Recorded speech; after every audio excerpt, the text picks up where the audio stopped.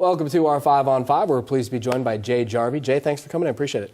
Well, thank you for having me. So we're talking about the Statue of Providence Monument. What is that?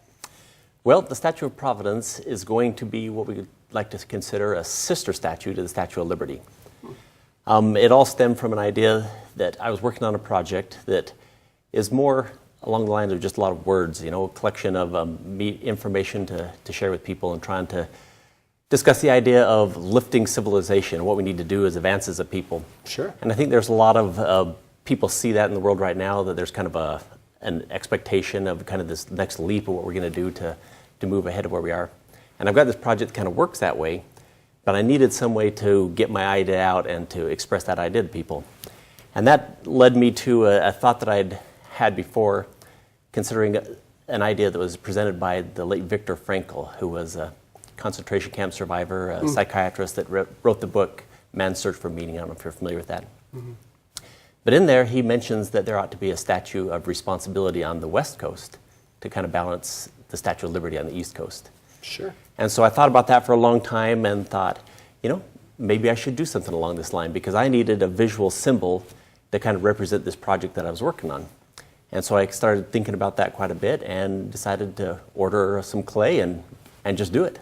So tell us, how do you've got this grandiose idea, this wonderful thought in your mind. How do you begin to build something? Well, first of all, how do you begin to design the initial aspect of it versus, of course, perhaps the it being kind of a sister to the Statue of Liberty led me in a direction that I posed the statue in a similar pose. And so that kept me going in one direction. You just have to take some considerations in doing a monument, and how you sculpt it. But that was kind of led by that idea of following the Statue of Liberty. So of course you'll see that she is real similar in pose and stuff, but there is some different symbolism. And as I was going along, my project did not really need the idea of responsibility only, but it kind of extended to more. And so after considering that, I thought about it a long time, and the word Providence kind of came to me. And looking at the word Providence, that fit exactly what the project really encompassed. And so we kind of changed the name and kind of geared towards that way. Oh, fascinating. All right, well, I want to ask you where you go from here, but we're first going to take a quick break. Stay with us. We'll be right back.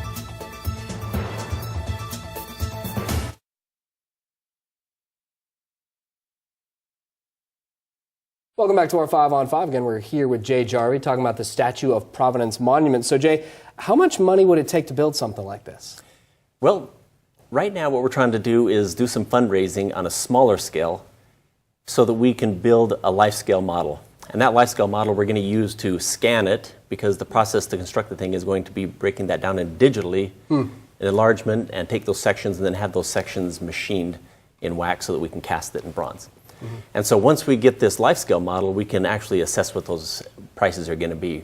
Right now, there's a lot of variables, about land, where we're going to put it. Some of the, of course, getting actual construction estimates on the pedestal and the land and the civil development of that site and stuff. So those things are all really kind of open on how much that cost is going to be. But feel free. A lot.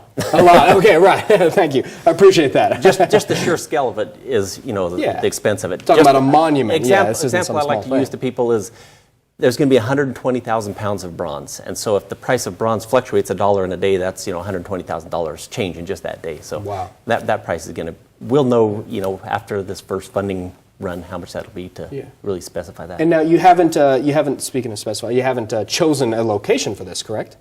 No.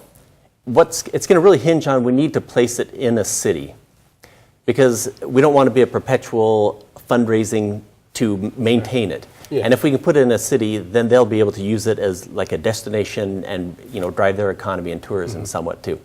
So if we turn it over to the city, or even maybe possibly in the end of a national monument.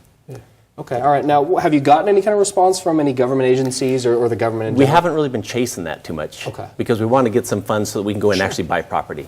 And that gives us some leverage to go in and talk to a city too. Yeah, okay. Now, I understand you do have a website set up to raise money, is that right? Right. We're going to be raising money. This first round of money is going to be on Kickstarter.com. Okay. That's a website that's geared towards art and just public funding. So we don't want to use any kind of government funding to be driven the whole project. Okay. And anybody has any questions or anything, they can find out more information on statueofprovidence.org? Yes, statueprovidence.org is our website, and there's lots of information there, and it will also link you back to Kickstarter if you find the project interesting and want to help us out. Fantastic. Jake, good to meet you. Thanks for coming in and tell us about it. Well, thank you very much for having me. Our pleasure. Stay with us. We'll be right back.